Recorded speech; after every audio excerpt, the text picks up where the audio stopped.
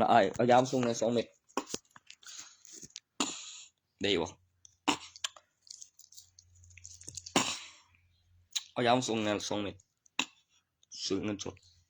บ่คันได้เซ็นเนาะสิขายอยู่กับมึงก่อนมันหลอกเท่าไหร่กำหนดจ่ายมีพยานมาฟ้องบอกใจขยาเป็นผู้สาวแหละมักหลอกหลายกับมีมึกมีหมองใครกับคือว่ากับอีซีเดียมกับมีไฮไฟกับมีพยานกับดังเกมกับสายสาดกับ2,000ได้ซื้อมากับกำไรมือหนึ่งในบ้านมันอยู่บ่ไกลหรอกแต่มันอยากให้ใส่ยำเว้นใส่แต่เบอร์โทรคุยในแชทมีหลักฐานบอกก็มีหมองนั่งประจำ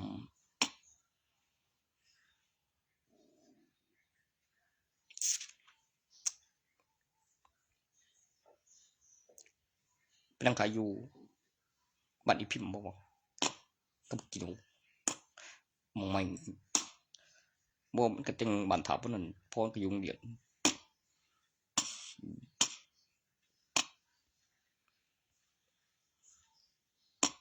ก็สมบัติบ่แต่กูสังเกตเบิ่งแล้วมันเกี่ยวหยังกับบุกผูกกันมันก็อยู่หันเด้อยู่แถวมีสินมันจะมานั่งเฝ้าอีหยังมันตั้งหานอยู่มันติดกล้องวงจรอีกนี่บ่กูแค่มักกูยังบ่ย้านหลายชีวิตบินสำรองกับได้เรียกมาตามกับโทรไปตามได้ใครอยู่บ้านกูน่ะบ่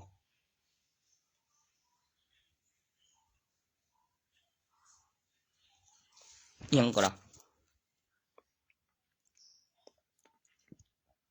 มันจึงสิมีคนเมียนอีห่าก็คิดบ่ล่ะกับจิโอ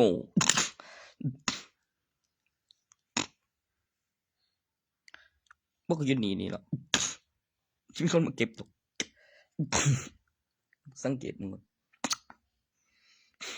กูคือถือว่า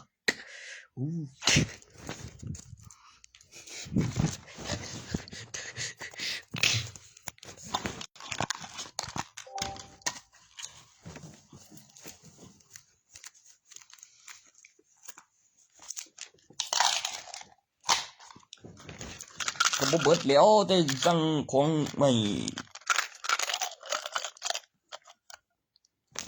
เนี่ยแม่งเอ้ย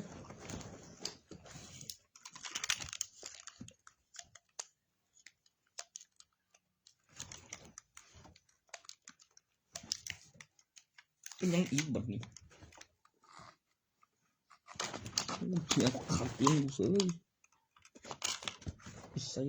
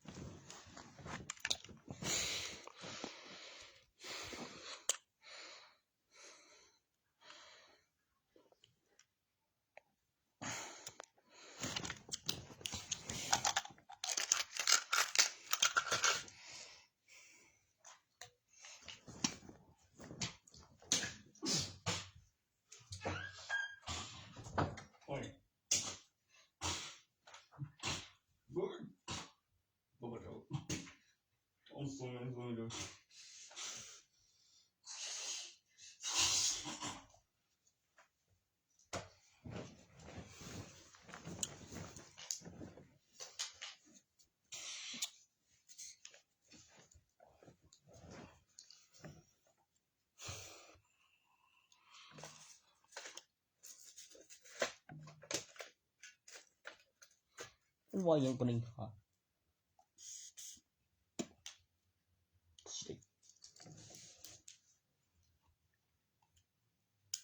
ถ่ายทอดสดเวลาของจอนถึงคำพูดกูซื้อมาบ่รู้คิดก็น่าบ่ลืมบ่เสียไปใส่แม่นมีหลาย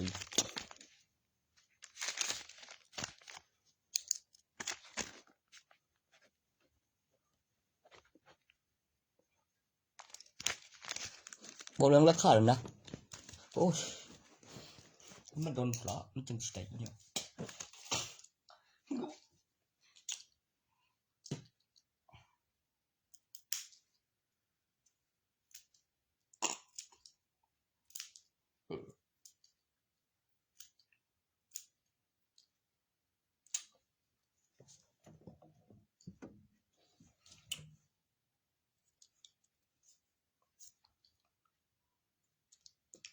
สิบอก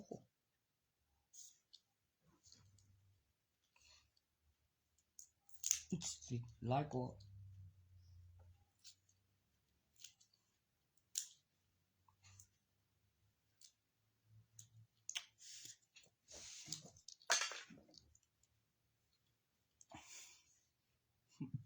บุย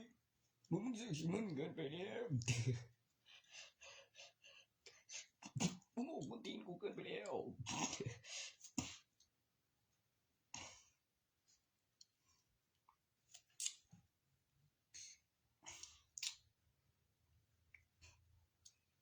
เก็บเอาเงินเขาคือบ่ขายเองว่าสันฮะมันมียาบ่ล่ะฝากซื้อที่หลักแม่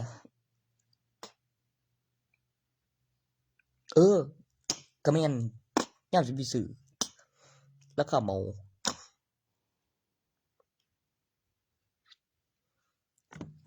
แล้วมึงสิซื้อกับไผซะดะมึงสิกับไผเธอเอิ้นมาเฮ็ดหยังโอ้ยคือโง่แท้วะ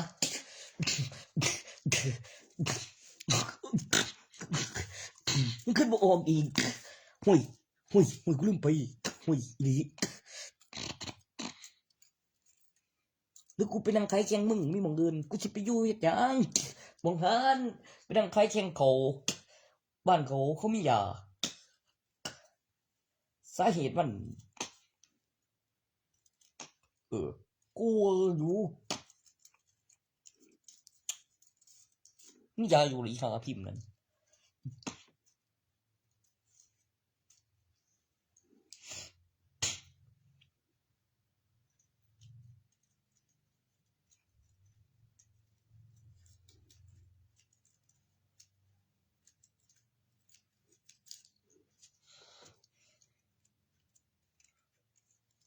แบบโอนไปแล้วมีซื้อแล้วดาว40,000เหลื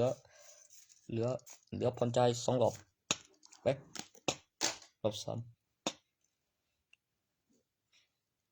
เอาซ้ำเงินก็ได้แบบเงินสดแต่เป็นราคาหมดแสน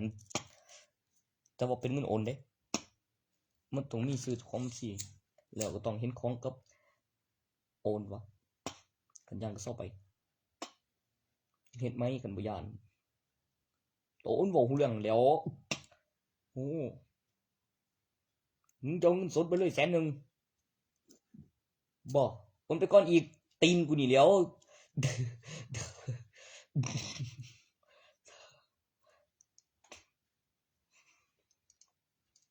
สิได้มีโอกาสโอนมาก่อนอีก100,000เนี่ยบ่กับกูบ่บุล่ะบ่ได้จักบาทเอาไปบำบัดนั่นก่อน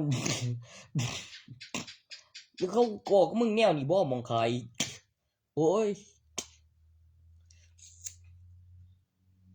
ของก็บ่เคยมาส่งกันโอนมาก่อนนี่100,000โอ้โอนเงินบ่เป็นอยู่แล้วบ่มีแผนกโอนเงินอยู่ประโยชน์อิหยังล่ะมากไปบ่บอกคือได้อี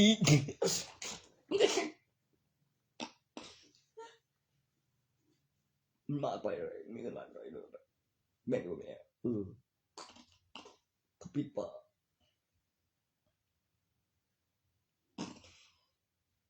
มันมากไปกูบ่บอกก็ได้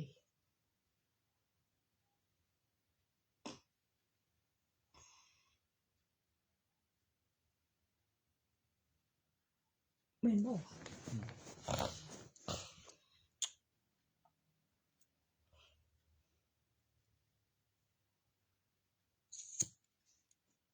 แม่นอีหลี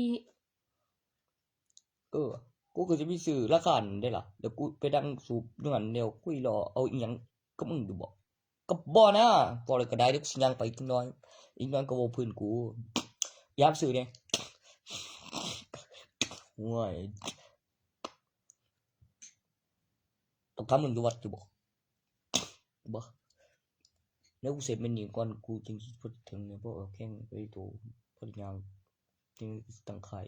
อยู่ทางหลังบงหลังบ้านตัวกองเหงามันต้องมีค่ายแล้วติดป้ายใหญ่แล้วก็ใส่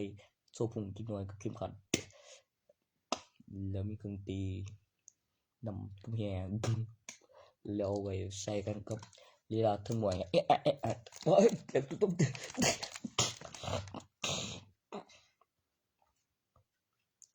ก็มีคนมีเงินเด้กับปีละกับธนาคารมีนักกีฬามีเครื่องดนตรีส่วนศิลปะเนี่ยบอกกู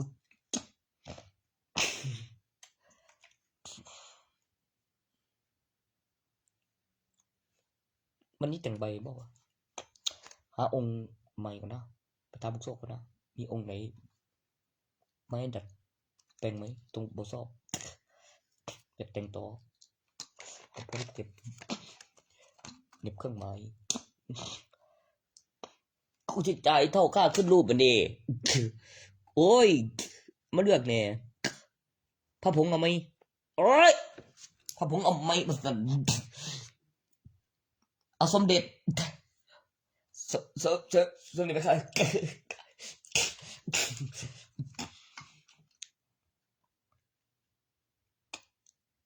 กูจะบอกมึงเลยกูจะว่าอย่างไร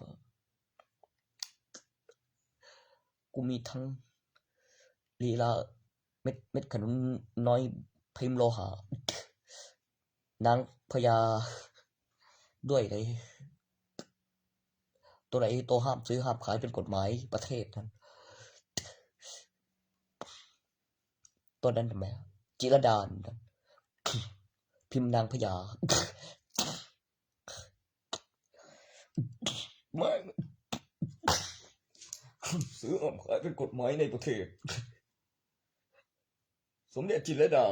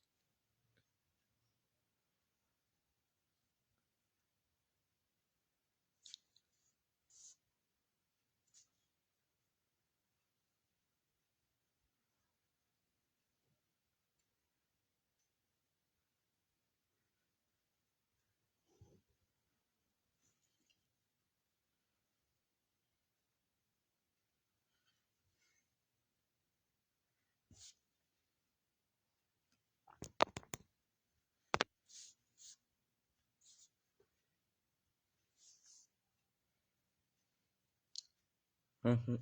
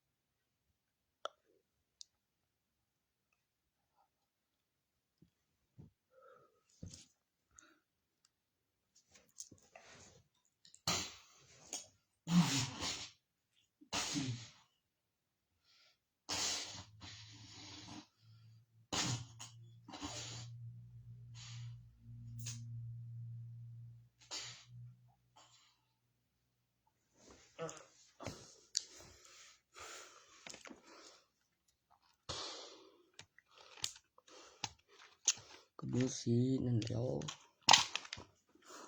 มันเป็นตัวกลางใดปั่นไฟ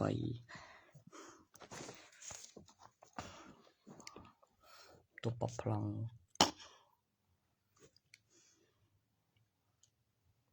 มันมีตัวนิ้วสีเป็นตัวใดมันอีกรอบมันจะปั่นไฟตรงนี้แล้วเขานิ้วสีมันสัมผัสกันสามนิ้วนี้นะแล้วอยู่ในคาบของมนุษย์บวกตัวนี้ลบตัวกั้นตัวนี้ไฟเข้าอยู่สม่ำเสมอไม่มีที่รั่วอยู่ในคาบของมนุษย์ตัวนี้นี่ตัวลบไม่ค่อยได้ใส่แต่มีไว้ให้ดูไม่ค่อยได้ใส่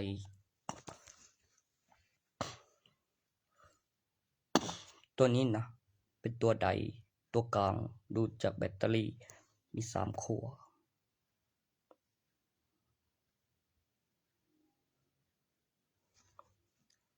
มีข้างขวาแล้วข้างซ้ายตัวที่ทำให้ไม่ช็อตนั้นคือมีแผงไฟในสมองต่อที่นิสัยและสันดานแล้ว Android ในโทรศัพท์แล้วตัวอย่างการปรับพลังแผ่นป้ายการจดจำการพัฒนาแล้วก็เอกสารตัวที่ไม่ได้ฝันว่าพิมพ์แล้วก็ทำเสร็จไปแล้วมีวัตถุมีการคำนวณกำหนดเวลาและมีผลและตำแหน่งที่ปลอดภัยแล้วทำออกไป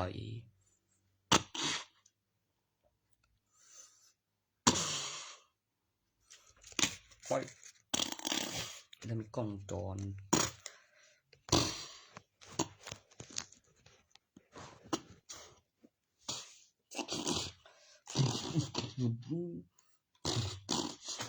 ตัวที่ไม่ดูมันมีเสียงเตือนตัวที่ขู่นั่นไหมกับตำรวจจริงๆมันต้องกล้าเช็คอินกล้าแจ้งความกับเวลาเขาทำงานเวลากลางวันเขาจับโจรอยู่หรอกแต่เวลากลางคืนเมื่อมีคนแจ้งความรู้ตัวบอกแล้วกำหนดเวลาแจ้งความหลังรู้ตัวเมื่อมีของหายเพื่อไม่ให้ลืม1 วันไม่ใช่ว่าหายตั้งแต่พูนขณะเอาเงินกูไปไม่มาคืนนำบอกภายใน12 ชั่วโมงกูบอกแล้วถึงสถานีตำรวจเช็คอินเอาเวลาตีกันน้อยๆนั่นแหมแบบที่ได้เจ็บตัวเหมือนแรงไปแบบเพชรใส่แล้วให้อับอายให้เสียหายนั่นโอ้ยกูแจ้งเองแบบเก็บหลักฐานวันที่เวลาขึ้นระบบทางสถานีแล้วไว้ก่อนอยู่ตำแหน่งที่ปลอดภัยถึงบ้านส่วนขึ้นมองบ่ทันให้แทงกว่านั้นนะบอกตัวเป็นม้าเลยกล้าสู้คดีไปแจ้งความหาเบิ่งล่ะมันไปใส่ หรืออย่างประกาศแจ้งตำรวจถ้าพ่อมันเป็นหมาสัตว์สิมันตีกูคือชื่อผิดมา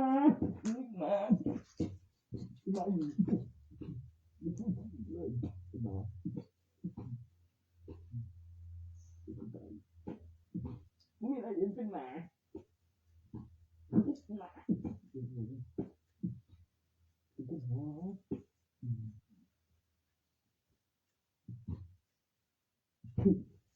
ไม่ก็มีเดียมบอก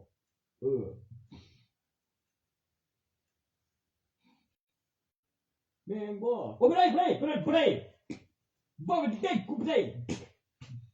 บุ้ยเป็นหมาแม่งบอก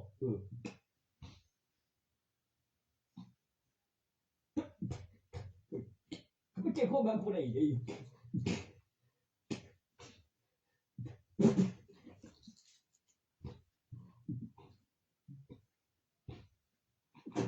ไม่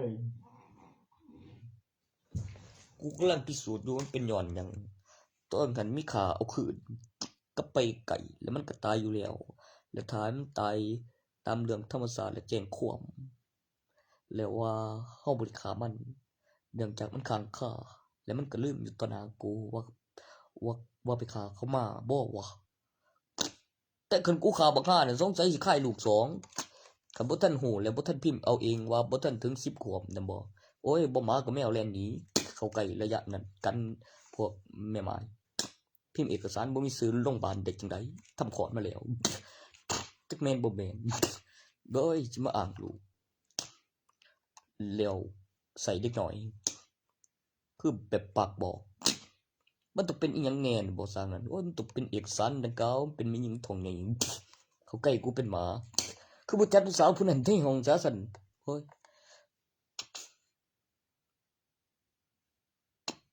ค่าเดากูล่ะ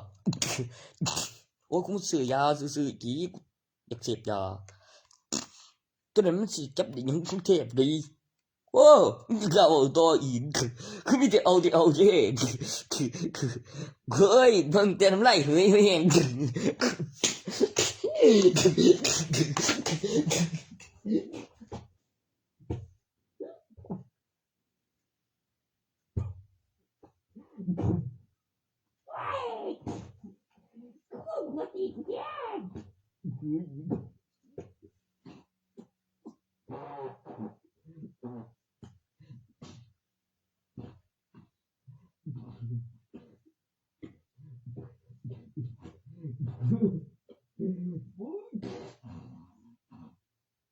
ถ้ามันเกิดมันก็ขี้มึงโอ้แบนเลย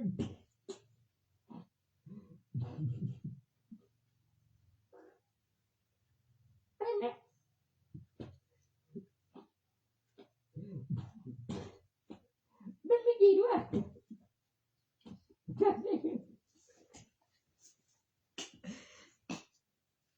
กูจะไป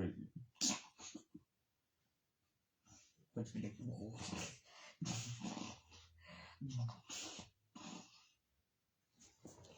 กับอยู่ไกลหอดซอยมันซอยทั้งครั้งกับซอยไปแม่ทางน้ำเมียหน่อยบุ้ยทางน้ำเมียหน่อยต่างงานกูอีกตราดซอยไปวันต้องตัวเองช่วยเองเนาะทางน้ำเมียหน่อยว่าผม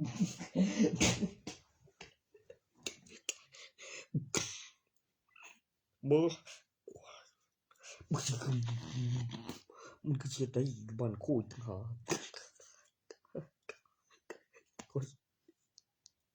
ถ้ากลาดข้ามเนี่ยทั้งหนาก็เมียหน่อย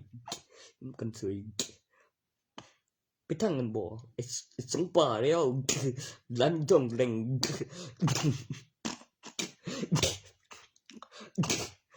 ส่งก็ไอ้ตีนขึ้นไปทางตลาดอีกทีน้อยก่อนยอดร้านตัดผมนั่นด็อกเตอร์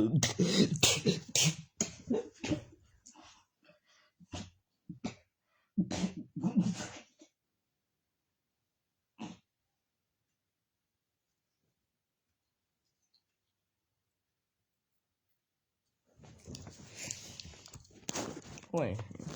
ฝั่งธนาคารออมสินมาพิสูจน์ประโยครัฐบาลเป็นประกันยังว่ามันต้องมีพิมพ์เงินเอาเองแล้วก็มีศิลปะ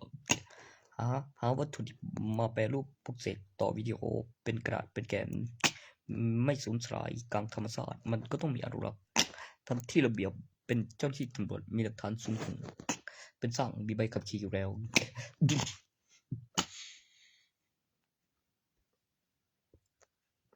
ก็พูดถึงเรื่องพระเครื่องตั้งราคากับบัญชี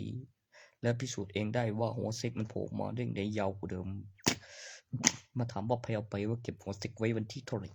ว่าเพราะอะไรถึงจิกขาดใบหนึ่งเป็นการพิสูจน์นับหนึ่งใบหนึ่งอุปกรณ์หนึ่ง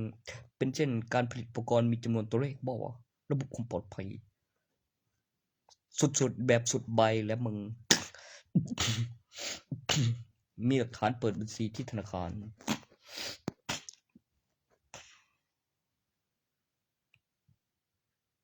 เป็นครั้งอยู่ที่บ้านดีแหละครั้งอยู่ที่ธนาคารนะกูว่าวิ่งไปธนาคารไปเลยกูไม่ขังโตตารัฐบาลในธนบัตรไปรัฐบาลเป็นประกันกับประกันชีวิตบอกว่ารัฐบาลเป็นประกันกับเมื่อหลวงผมรับมากไปก็บ่ได้มีอะไรมากกว่านั้นแยกแยะรายบุคคลมันต้องบอกว่าครั้งส่วนตัวอยู่ที่บ้านและโปรแกรมต่อโปรแกรมใส่ตราเลี้ยวก็ขึ้นระบบใส่รหัส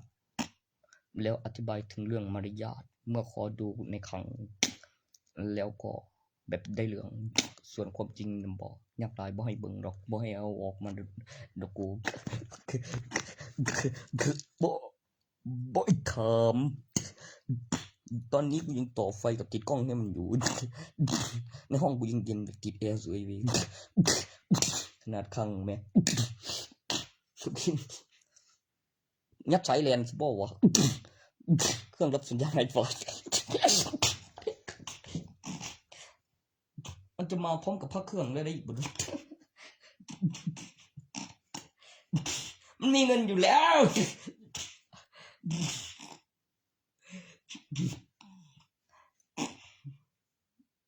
มีเงินอยู่แล้วต่อจากการแปรรูปปลุกเสกแล้วเหรียญสตางค์แดงสยามรัฐนั่นมาขึ้นรูปพระแล้วก็ประกายแล้วก็ข้าขึ้นรูปอีกรอบดันไหมก่อนหน้านั้นมันซื้ออะไรได้บ้างกูก็ถามไปก่อนอยู่นี่ต่อจากนั้นน่ะแปรรูปปลุกเสกขึ้นรูปอีกรูปนั่นไหมแล้วเป็นพระเครื่องนั่นไหมกูเห็นรุ่นของหลวงปู่โคนนะวัดน้ำหนักด้วยเวเป็นทองโป่งเป็นทองคำตีขึ้นจากแกนเหรียญ10 เวรุ่นกูช่วยมึงนั่นไหมกูตอกดูแล้วเป็นทองคำบาท1 เวเป็นทองโป่งน้ำหนักเท่า1 บาทตาแผ่นดินปี05แต่เป็นทองโป่งเวบอกทองคำโป่งทองโป่งแม่งคือรูป2 รอบรุ่นกูช่วยมึงเป็นเหรียญทองกูสับมึงบ่ใส่ซุปเลยเว้ยบ่ใส่สีซุปแบบเนื้อแบบเนื้อในแบบโลหะปาดเบิ่งแบบตอกซิมดูแบบเครื่องหมายจะใส่บัญชีจะขึ้นระบบจะมีรูปแบบตัวอย่างในเครื่องหมายตัวเครื่องหมายเป็นรอยตอกต่างกับรอยพิมพ์สังเกตที่รอยตอกมันจะมีรอยที่สังเกตได้ว่าสีซุปมันจะแตกแล้วมันจะมีรอยกระแทกเหมือนสลักเข้าข้างในเนื้อวัตถุมันเลยเป็นเครื่องหมายเส้นต่อเข้ากับบัญชีและบัตรประชาชนแล้วก็แอปพลิเคชันเมื่อคุณเข้ารหัสไม่ได้คุณจะเข้าบัญชีได้จากไหนเมื่อคุณไม่มีบัตรประชาชนพกติดตัวคุณถือหลักฐานนั่นคุณก็บ่ได้หยังดอกนอกจากมันแจ้งความว่าของหายเอามาคืนใดถ้าบ่ได้ซื้อไปจริงๆมันก็เรียกกลับมันบ่สูญสลายเฮ็ดไม่เป็นเองบอกว่าแต่ได้ค่าขึ้นลูกกับตั้งราคาแล้วหาซื้อกันเองนั่นแหมกลับมาประกอบเป็น1 อุปกรณ์หรือพระเครื่องนั่นแหมมันเรื่องชื่อหลักอยู่แถวนี้นั่นแหมความสำคัญ เลิกสื่อ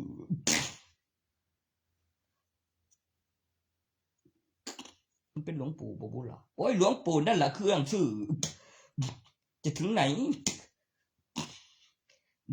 เดี๋ยวคิดหลวงปู่นั่นเด้ปู่ส่วนอะไรนะส่วนข้อมูลปลุกเสกเนี่ยแบบนั้นนะบอกมันต้องมีหลักฐานเอกสารเช็คอินวิสาขบวนท่าภาษาอินตัวอักษรแอปพลิเคชันสแกนยุคสมัยข้อมูลพิสูจน์ถ่ายทอดสดกล้องวงจรเวลาในกล้องวงจรที่ตรงกันการถ่ายทอดสดสถานการณ์ตำแหน่งที่ปลอดภัยกำหนดเวลาสำนวนหลักฐานพยานรู้เห็นมีผลก่อนจะมีให้ดูคือมีเสียงเนื่องจากมีให้ดูมีพยานเลยมีเสียงเตือนเพราะลงประวัติลายนิ้วมือแล้วอยู่ในตำแหน่งที่ปลอดภัยจะรู้ก่อนไม่ถึงตายจะเข้ามันได้ยังไงประตูล็อกไว้อย่างแน่นมีกล้องวงจร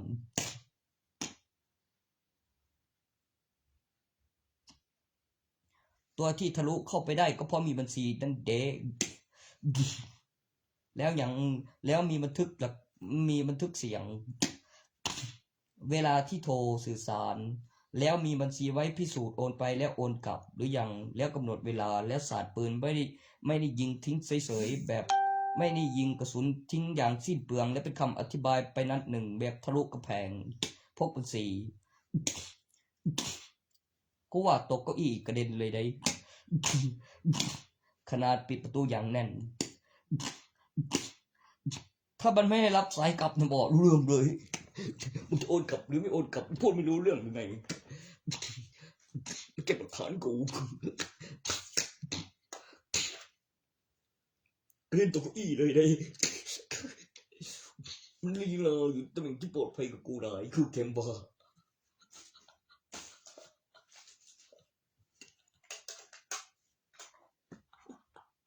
เล่นตัวเก้าอี้เลยได้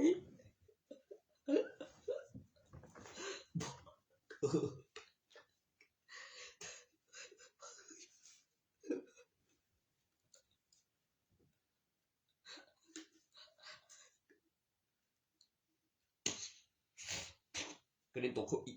กระเด็นตกเก้าอี้เลยได้กลับมาสวนได้นะแมวกลับมาสวนได้ต้องโทรหามันให้ติดก่อน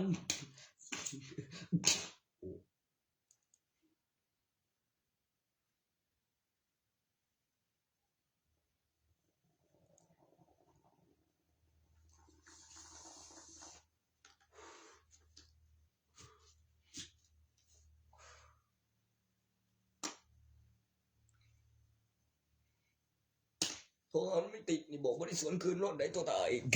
ไม่ได้ออกด้วยใดตดจากนั้นตามมาด้วยเม็ดรัวๆก่อนหน้านั้นบอกเสียงให้ได้ยินกระเด็นตกเก้าอี้ไปเลย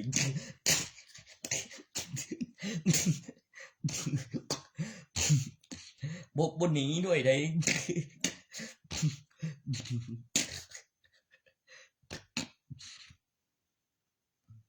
พูดรู้เรื่องไง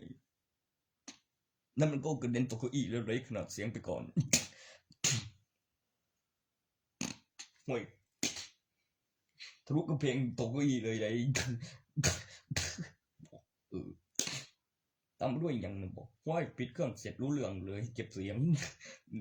เหลือแต่เม็ดบนหนีสู้คดีนั่นเดี๋ยวสาเหตุมันปุ้ยลีแบบเสียงแบบนี้ก็มี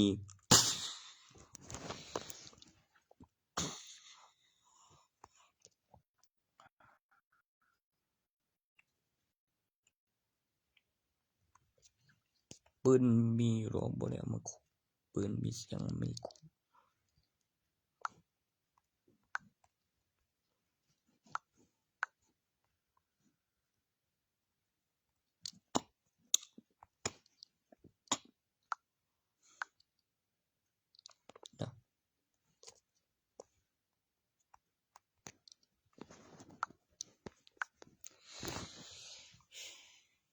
มึงเกี่ยวยังดอกก็มาส่งรถ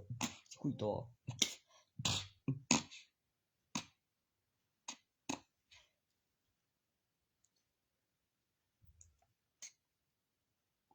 ซื้อปืนอารมณ์มันนี่เงินก็พาแล้วครับนะบอก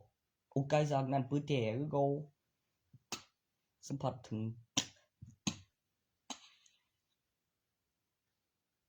แต่ก็สิได้สวนเทเป็นปืนอารมณ์แล้วว่าแต่บ่ได้คูนะแม่แล้วกายจากนั้นนะแม่จับปืนแท้โอ้ซ้ำตีนั่นล่ะบ่ยิงตาเนาะบ่กระแทกโดยดำแล้วจังกระซากรั่วรูก็เลยแล้วกระซากไม่ที่ระดับมันมีอุปสรรคเดียวแล้วรวมแบบเป็นดอกบัว กระซอกที่เดียวรั่วแบบเป็นดับเป็นปืนอารมณ์เนี่ยโอ้ยซูเบอร์แล้ว ไม่เลยอ่ะมากงั้น มีพยานค้างคาวอย่างบินในกล้องจรเป็นบินสำรอง ตอนนั้นน่ะแม่หอศพไม่ยากซื้อแค่โรงมาหรอกเว้ยตามไปด้วยเห็นว่ามีบุญตอนนั้นน่ะแม่ถอนกรอบ สต็อปเอกสารขึ้นรูปรอโพสโอ้โหตีนเด็ดสต็อปเอกสารขึ้นรูปรอโอ้ยไผบ่จ่ายค่าน้ำค่าไฟมีเป็นสีสัมผัสปลูกเสกเห็นระบบประกายใจสีโถมตอนจัด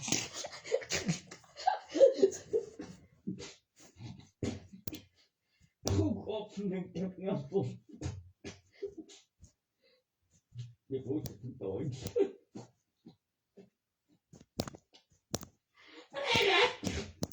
เรียบร้อยเสร็จถึงตาย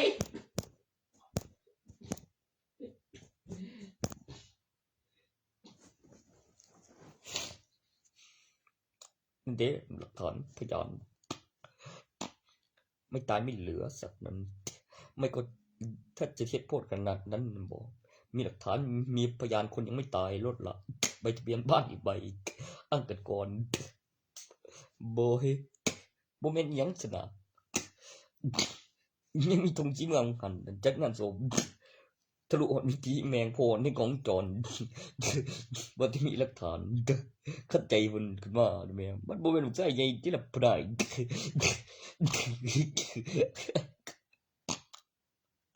แบบนี้ดูถึงจะลองถึงจะลอง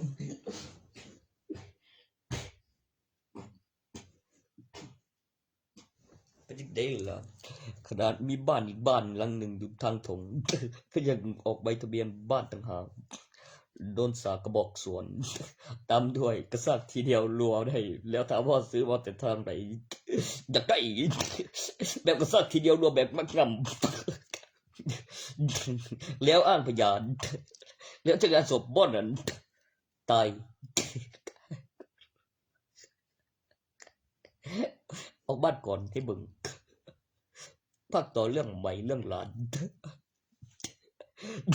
ทุกดินทุกดินเฮ็ดให้เชื่อถือให้เกิดก่อนถ้ามึงขั้นตอนถัดไป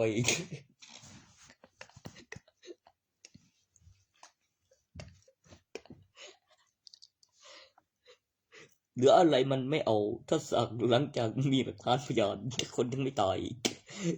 ว่าสั้นไหมรุ่นหลานไม้จุดเสร็จแล้วแต่รุ่นปู่นายคนเดิม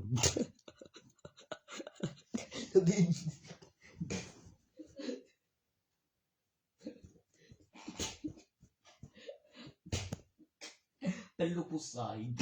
ห้ามเป็นกระเทยขึ้นชื่อวันใดลูกผู้ชายห้ามเป็นกระเทยขึ้นชื่อวันใด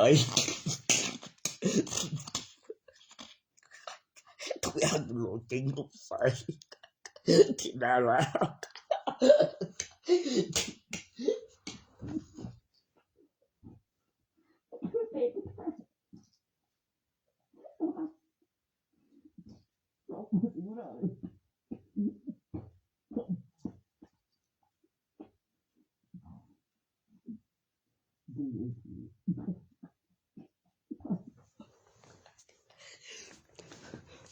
ยังเลี้ยงกู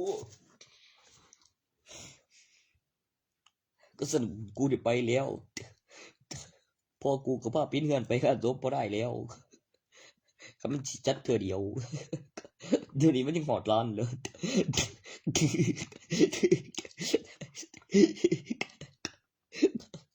ก็เวทาว่าพิไลที่โซเอกกันแล้วคุยกับลูกแบบคือว่าแล้วลูกคนที่ไม่บอกแบบคือเสียวโอเกิดไปแล้วเห็นเป็นผู้อื่น โอ้ง่ายเนาะไอ้อยู่ง่ายไปกันไหน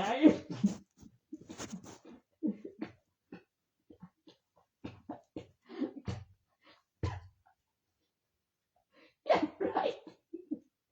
เด็ดตับเล่น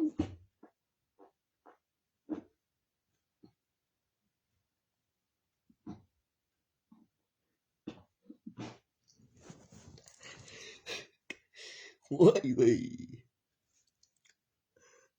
สงสัยพอจะบอกดูบอกอมอีกตัวนึงเดี๋ยวนี้มีสี่เอาเสือมาใส่ใต้ลูกเด้อทุกสูตรวันนี้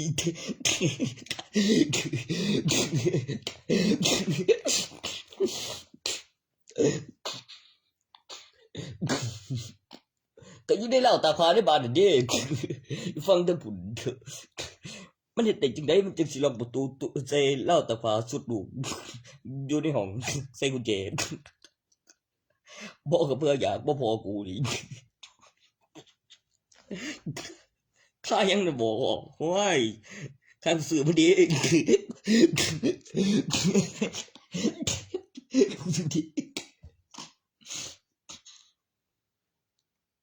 มันจะสักเป็นอยู่ใส่เดียวดีคนมันเหมือนสักขาเป็นมันก็ออกข่าวสึนามิในบดนมันก็ว่าหยุดด้วยตนเองบาปหยังใบทะเบียนบ้านผู้เดียวตายตัวเฮ็ดไม่แล้วก็มีเบิ่งอันเดียวเฮ็ดเสือน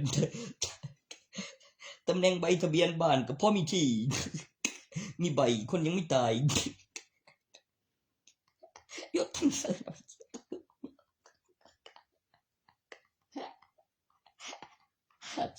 กูยังดิโหอยู่ว่ากูซักผ้าเป็นมันจะเขาแล้วเขาเลยบอกเขาแล้วเขาเลยยังบ่จบเว้ยมีเครื่องหมายบอกหูเหลืองมีรูปคนไว้ในวัตถุตัวนั้นน่ะแม่มีเสพกายเข้ามันสิเข้าใส่ล่ะตัวออกเข้านั่นแม่มันสิเริ่มได้จังไดมันมีค่าแรงค่าสลักตอกไว้ในเครื่องหมาย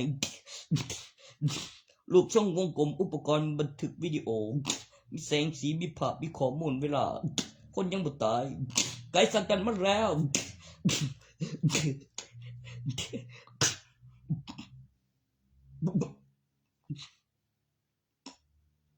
สภาพเป็นมันก็มีข่าวสึนามิ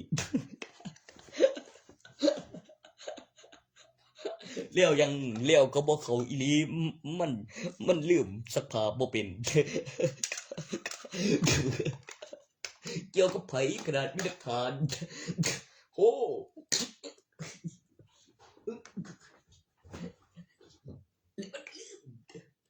ว่าสักผ้าบ่เป็นกูสักผ้าบ่เป็นจริงบ่สักผ้าบ่เป็นบ่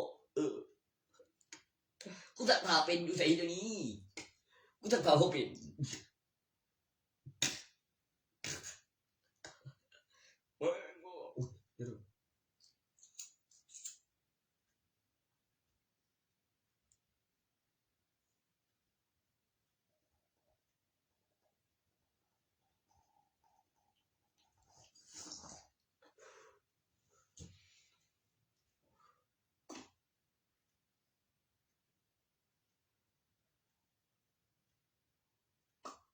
สูตรยังว่าแล้วนั่น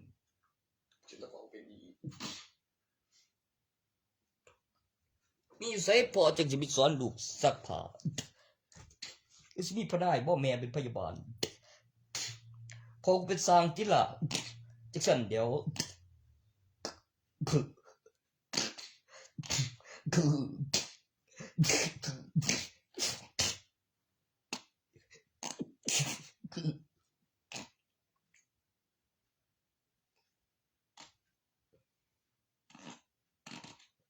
พ่อสอนลูกสักตอนเสร็จ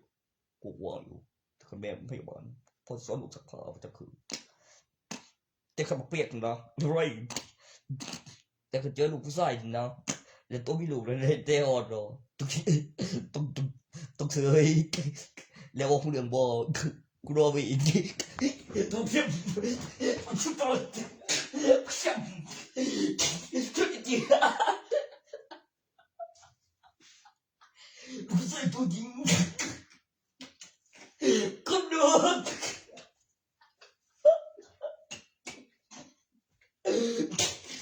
ผู้ชายตัวจริงก็โดนอะไร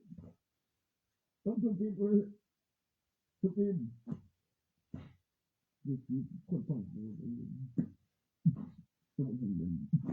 ยังม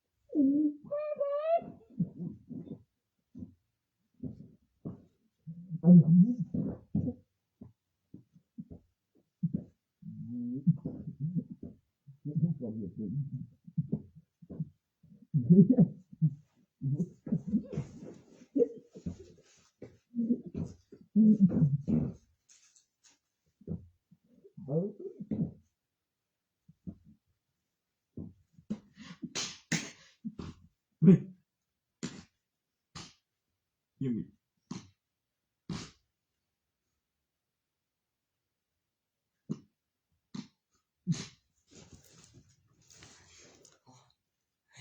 ไอ้ทีนึงอ่ะมึงโกงเกมแก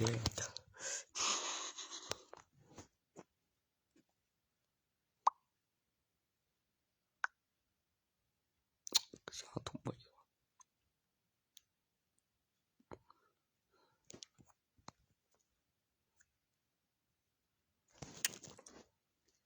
จะเล่นเกมต่อนะมากเลย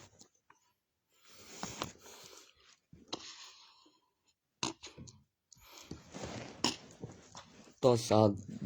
หยุดพายุสลาตันอยู่กับแบบเด็กหน่อยเข้าไปเบิ่งแล้วอธิบายถึงอุปกรณ์แล้วอายุถึงแล้วหัวาโลหะนำไฟฟ้าแล้วเมื่อคุณสมบัติถึงแล้วมีการศึกษาแล้วหัวาโลหะนำไฟฟ้า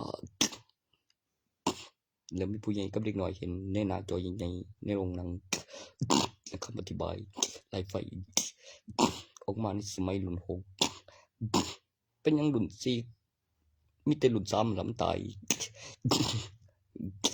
เป็นยังนารูโตะมันหน่อยความจริงแล้วนั้น รุ่น4ขึ้น70ปีเป็นประวัติพิมพ์เอกสารหนังสือสื่อเองโอ้ยหนังสือสื่อเงินสดตัวรุ่นหาพระเจ้าแผ่นดินยังโพดแห้งแบบปกติไปโรงเรียนจนควบคุมได้แล้วบ่สูญสลายแล้วโตกับตัวอักษรไว้เฮ็ดหยังน่ะบ่ว้ายไว้ปล่อยออกใส่ฝรั่งโอ้ยโง่มีแผนปล่อยจุ๊บมาห้ามห้ามบงการ เป็นตัวละครเห็นแก่โตวกวนตีนขี้คร้านแน่นอนพ่อโตฆ่าบ่ตายใครนี่แปลชื่อไวนภา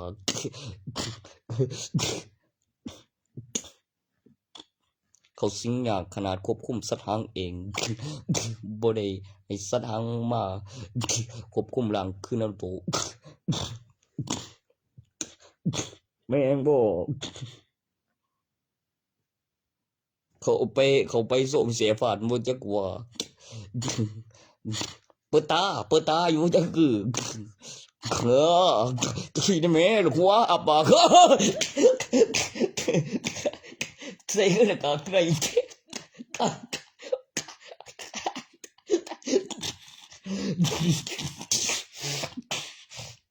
มึงเข้าใจหรือยังว่าวิญญาณมีความคิดมีความรู้สึกเกิดจำได้มึงต้องให้กูควบคุมเองสิ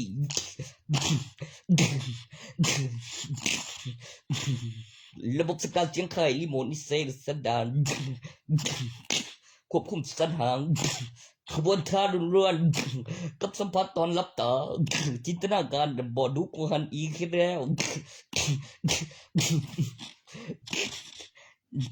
เชิญบ่ว่างไว้มวยศูนย์เบิ่งหน้าโป๊กจังงานบ่เก็บกระเถิด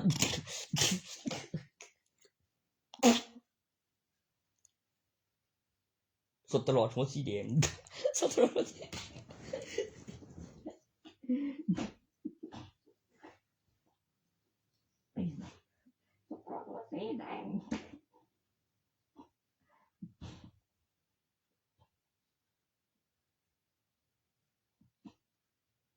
แม่งบ่ดูสิ10 ปีเป็นโคกันนี่ว่า10 ปีเป็นโคกันนี่มันก็นานนั่นเว้ยจังซั่นเป็นการ์ตูน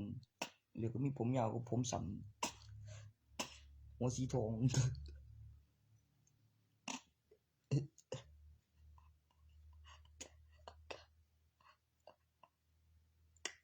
อะบ่อี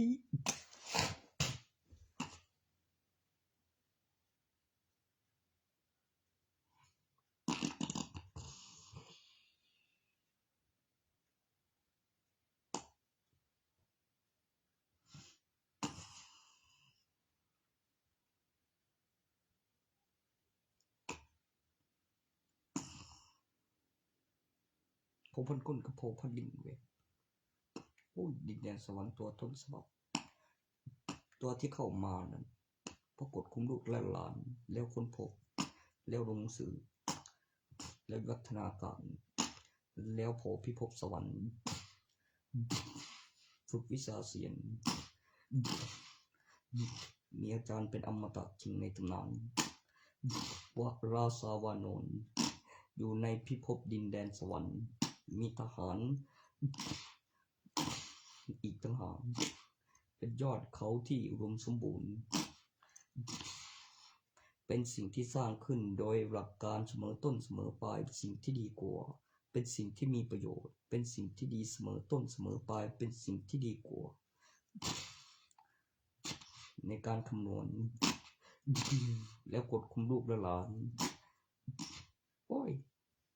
นี่มันกดคุมลูกเขาหลานมันเกิดบ่วะมีต้นฉบับมีต้นต่อสาเหตุเนื่องจากพิสูจน์จนถึงสิ่งมีชีวิตถอดรากเจอสิ่งมีชีวิตที่มีกฎคุมลูกและหลานเป็นเผ่าพันธุ์ลิงกินพืชวิวัฒนาการเป็นคน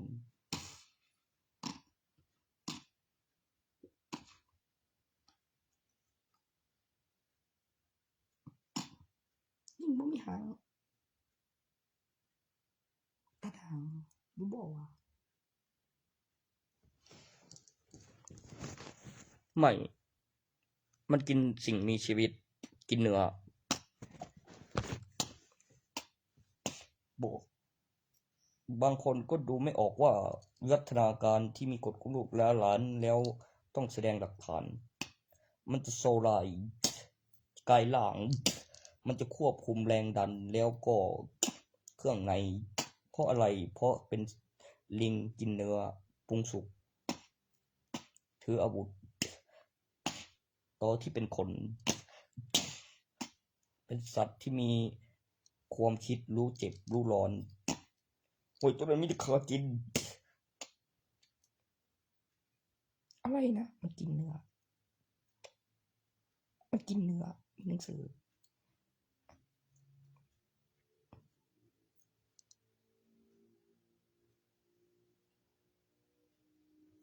ไม่รู้บอมถือศีลมันจะฆ่าคนกินไปทำไมลาซาวานอนแปรรูปปลุกเสกเป็นยาเสยบอกก็เป็นต้นแล้วก็โอ้ย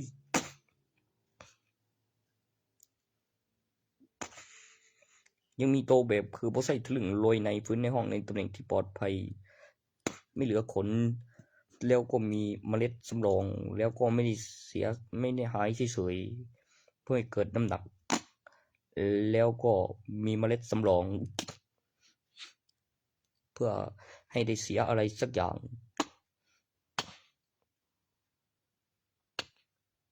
มีหลายพันหลายรูปแบบแล้วไอ้พวกนับถือแล้วพวกมีตระกูลสู้เอกสารลูกนามสกุลพ่อมันเจอตระกูลลูกเข้าไปเมื่อกี้เกิดจากผลแตกรากเป็นต้นออกผลแล้วเนื้ออุ้มกระดูกเป็นส่วนผลส่วนดอกเป็นส่วนเลือดบำรุงเลือด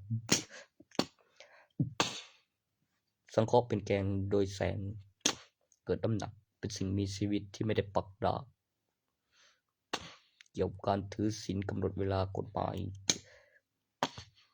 เกิดความมหัศจรรย์ที่ไม่สูญสลายไม่หมดอายุโปรแกรมที่ใช้งานได้จริงเมื่อกดเครื่องหมายเท่ากับนอกเหนือจากเรื่องธรรมศาสตร์แล้วขึ้นระบบไม่ใช่อยู่ในการบันทึกของหลักฐานกล้องวงจรนะมันอยู่ในตำแหน่งในห้องที่ปลอดภัยฟื้นแล้วฟื้นเลยหามาแล้วก็ไปนับเมล็ดมีหลายสายพันธุ์เกิดขึ้นจากทางธรรมศาสตร์วิวัฒนาการไวรู้กฎหมายกำหนดเวลาตำแหน่งที่ปลอดภัยมีพยานมีของหาย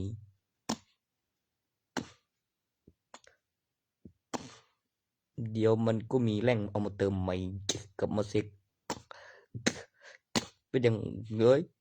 เหมือนบอกเดี๋ยวว่าข้าแล้วไม่ได้อะไรแต่นะได้แท้ดอกได้แท้ดอกกูพี่มีของจรตึงหลอกเอาไปใส่กระถางวิดีโอบอกต้องการใส่ถุงวางตรงนั้นในครัวเลยต้องมาตั้งสื่อสายพันธุ์ใหม่ต้องเป็นเพราะคือว่าจะผู้กอบของต้องได้รูปแบบใหม่เรียกสายพันธุ์ลากรอยอธิบายจากการสังเกตบุยเองบ่เยอะโอ้โดนดินเว้ยมีดินน้ำลมไฟกับโดนไฟกับปรุงเม็ดตัวอักษรในเม็ดแยกแยะต่างกันโดนน้ำละลายตากอากาศอัดมาแน่นไม่สลายมีแตกลายเซ็นก่อนค่อยสลายเพราะโดนความเย็นแล้วโดนเป่าเป็นผุยผงแต่จำที่ได้กับวิดีโอจะบอกต้องไปเก็บมาดูแบบเม็ดแตกรวมเม็ดไม่ยังครบเสพต่อจากไลฟ์สดกูเขียนมาแล้วแจ้งความหากับวิดีโอจำได้ว่าทำหายแถวไหนตอนเช้าไปเจอโอ้เบิ่งเลยมาโดนไฟด้วยกับตัวอักษรในเม็ดยาก็ถึงอยู่วะกูก็ไปเบิ่งต้นตอสาเหตุที่เหรอก่อนหน้านั้นจะแตกนั่นนะ มันมีตัวอักษรรูปแบบ กูเสียดายซื้อมา เกี่ยวกับผู้ครอบครองเย่จำได้มีเจ้าของแบกเอ้ยกูสัวบอกว่าเดี๋ยวกูสุกจะมาได้ดีไปตัวนั้นบอกเก็บมาสูบเสยขนาดตอนไลสดเจียงข้อมหาอีจำได้ว่าเสียอยู่ใส่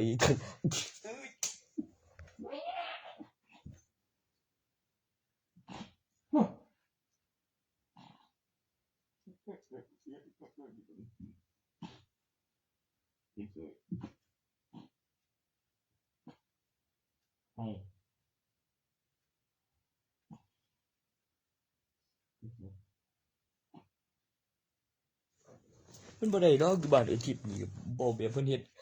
นั่นของอาหารก่อนอาหารก็เสียไปโอ้ครึ่งเม็ดก็บ่อีกหยังดอกก็จำได้ว่าเฮ็ดเสียอยู่ดอกนี่ซื้อมาใหม่ๆมีเม็ดเดียวเว้ยย่างไกลหน้าบ้านหล่นออกจากมือบ่ได้ห่อจึงหากยามเช้าจึงเห็นกูก็เลยขึ้นวิดีโอซะย้อนก่อนอาหารมี3บ่วะ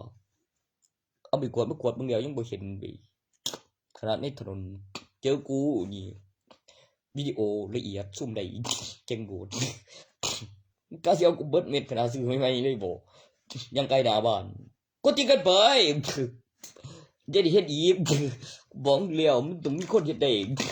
ยาในกระเป๋าบักหลายก่อนอาหารบ่ย้อนหยังคือเสียอยู่ครึ่งเม็ดเอ้ากระสุนไปนำบ่เอาครึ่งหนึงมานี่โอ้ยเฮ็ดเสียไว้ละเฮ้ยว่าซั่นเอาไม่เม็ดหนึงมันก็ว่า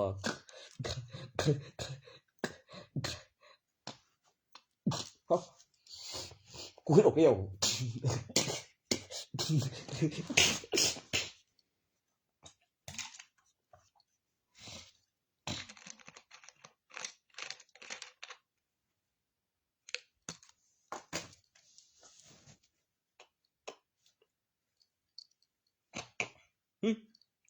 อืม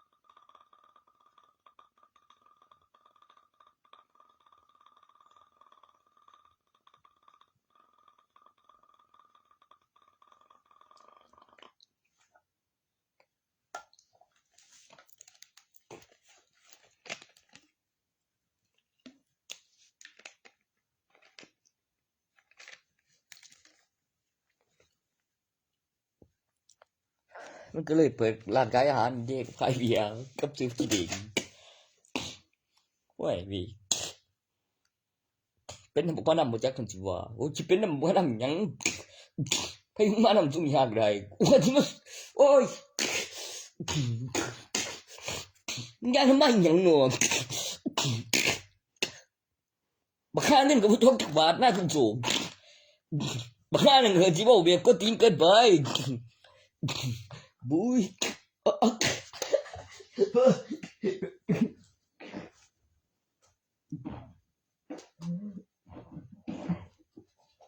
ไม่ได้ใจก็ตัวขึ้นมาเอง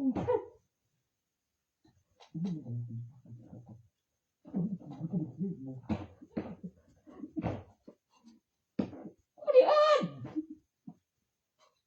เดี๋ยวเขาจะ บ่เล่นมึงดอกเฮ้ยมีข่าวว่าเบิดบ่แล้วทำท่าแสดงเฮ็ดอาจจะถือแต่มีแต่บ่บอกไปเอาไผเปลี่ยนเบอร์ใหม่เอาไปนำก็ได้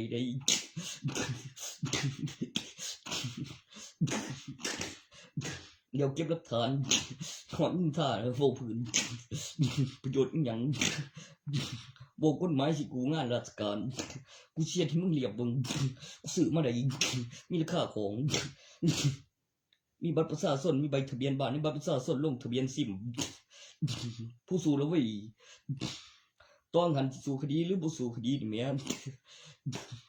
คือเกี่ยวหยังกับผู้สั่งผู้ไปเอามันไปฝากขังติล่ะกูไปตัวเว้ยแล้วมันต้องยอมกับบ่ยอมแล้วเอกสารบ่ต้องหรือจังไดล่ะบินวิดีโอเลยนั่นแหมแล้วมันได้หยังเนี่ยบางทีมันก็อยากได้ขึ้นเดียวสอง มันก็บ่แน่ดอกตัวนั้นมันลูกก็พอแต่ว่ามันเป็นน้องหลานอีกต่างหากเกินเป็นจังซั่นเด้มันสมัย แล้วมันคุยกันจังไดนี่บอกเบิ่งเลยในอัลบั้มภาพบอกว่าแบบยกชนแก้วกับมันจะสมันประสาน ของกูนี่บ่มึงเอ้ยกูยันได้คันหักอยู่ดอกคันได้ตอมย่อยเลียวเดี๋ยวไปต่อ บอกถึงมากไปฟื้นโรงพยาบาล กูเลยบ่กินเหล้าเป็นหยังอุณหภูมิมันคือเป็นคือ25องศาอยู่ทั้งนอกนั่นบ่คือวางไว้ทั้งหน้าผลข้างเคียงต่างกับหอนโต แล้วมันอยากตอนใดก็สิกินดอกหรือมึงขาดเหล้าบ่ได้มึงก็เอาไปกิน เกี่ยวกับคนกินกับว่างถวายองค์ก็คือมีส่วนผสมฝนหลวง แป้งกับเหล้าใส่แล้วก็สาดสายฟ้าไปกับโยมแล้วเกิดฝนตก มันเลยมีห้อยแป้ง เล่นเหล้าถึงอากาศ แล้วก็ระบบสังการเสียงเก็บหลักฐาน แล้วสายฟ้ากับเขาแล้วฝนก็ตก บ่เด้อ ดีดีด้วย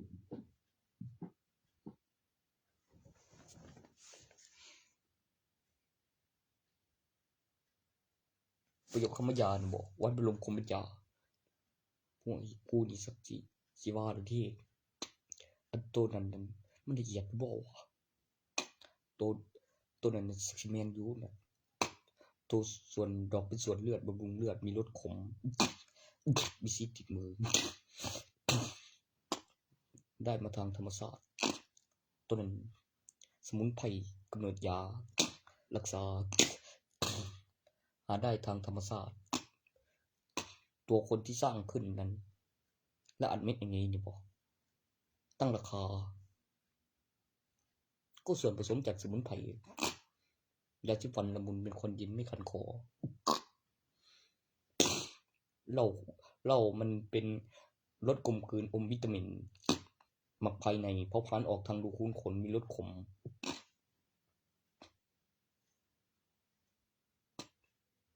รสเปรี้ยวและรสหวานเป็นรสกลมกลืนขยับได้แป้งอมยางสีมงคลเห็นแล้วมีพลังตัวอักษรตั้งราคาเข้ากล่องราคาเหมามีรูปคนในเหรียญในธนบัตรที่สำคัญสัมผัสปลุกเสกแลกมาได้มาพอดไหลเองเงินแม่เงินเป็นเงินหมุนเป็นเงินบุงประชาชนเป็นเงินแม่เงินประโยคคำพยามาก่อนเสพติดแล้วสั่งของปรุงขึ้นจากของกินเกี่ยวกับบินผู้ครอบครองหลักฐานการพัฒนายุคสมัยกำหนดจ่ายเกิดความมหัศจรรย์เลี้ยงแอคชั่นแล้วตัวที่เลี้ยงแอคชั่นแบบเป็นคนนุ่มเป็นคนนุ่มนวลเป็นกลิ่นหอมน้ำดอกไม้เป็นกลิ่นหอมอาหารเป็นรสผลไม้ที่ไม่ฝาดไม่ขมผสมรสเนื้อมันที่ปรุงสุกประสานอิ่มโดยไฟให้ลอยตัวให้ถึงตัวคล้ายอิ่มตัวกำลังแล้วไม่จุกไม่ง่วงนอนเข้าแผงไฟตัวที่ทำให้บำรุงร่างกายกายสักนั้นกำหนดราคาของแล้วเหมือนอิ่มตัวแต่ออกกำลังแล้วไม่จุกนั่นคือถึงตัวเป็นประโยคที่เรียก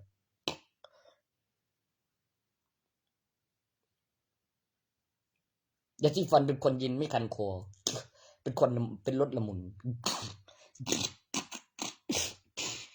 ตัวที่ทำให้ละลายนิ่มๆควันเยอะๆแล้วถึงแล้วถึงไม่ได้ถึงมากไปนะแม่เครื่องทรง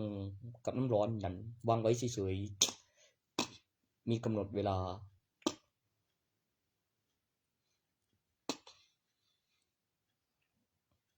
มันก็จะว่าเครื่องทรงวะกูว่าจะว่าอะไรวะเมื่อกี้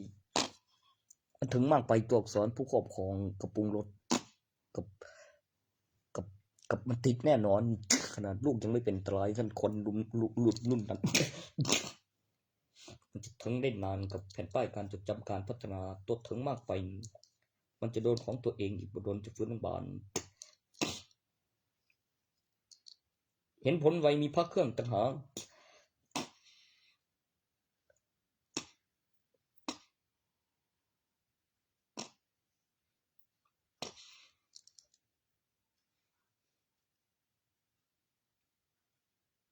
ก่อนจะถึงโรงพยาบาลน่ะจะโดนจับเนื่องจากผลเป็นโจรโลภมันเรียกไม่ถูก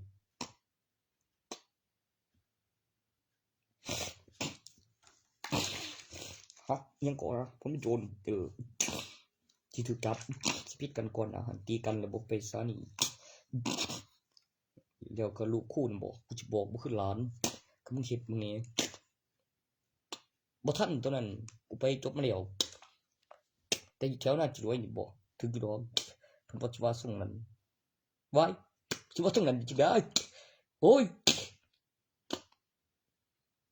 บ่ทันกูยังว่าพวกตัวนั้นบ่เรียบร้อยต้องไปรายงานตัวทุกคนตัวนั้นบ่ลูกเป็นพยานอีกจักหน่อยน่ะบ่เคยเห็นผลมึงก็จิรีเสพผู้เดียวโอเคสัตว์ชั่วทั่วก็เมียชื่อบ้านเองโอ้กับอีกตัวหนึ่งไทยทอดสดก็ประโยชน์บอกว่ากินหอมหุ้ยเป็นกลิ่นหอมที่ชอบที่ไม่ได้ใช้คำโกหกเป็นคำอธิบายตัวอักษรแปลเวทกับไฟมันก็มีแต่กับโดนน้ำแล้วโดนดินตอนเป็นเม็ดก็มีตัวอักษรกับเหล็กดูดไม่ดูดอัดเม็ดมันแน่นกูเห็นเม็ดมะละกอแป้งอมยางตอนสุกส่วนผสมนั้นบ้ามันจะไม่ใช่ได้ยังไงมันก็เป็นสีแดงนะบอกมันโดนน้ำส้มสายชูกับรสหวาน